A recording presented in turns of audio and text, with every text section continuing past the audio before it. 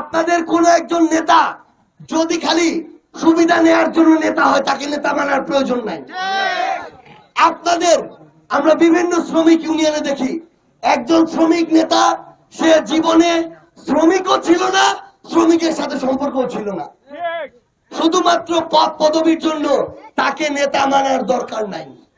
যে আপনার ব্যথা বুঝবে, আপনাদের জন্য কথা বলবে, তাদেরকে আপনারা নেতা বানান। এখন যে কোনো ব্র্যান্ডের পুরাতন এসি বদলে নতুন ওয়ালটন এসিতে উপভোগ করুন 25% ছাড়। নেতা হওয়ার জন্য অনেক বড় বড় সার্টিফিকেট লাগে না।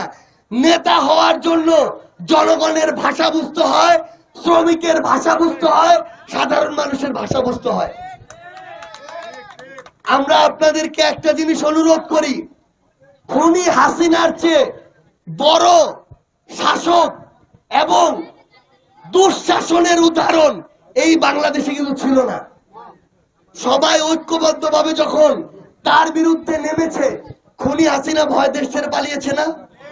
তাহলে আপনার এই হিলিয়ার হাকিমপুরের ওই দুই একটা নেতাকে দেখে ভয় পাওয়ার প্রয়োজন নাই।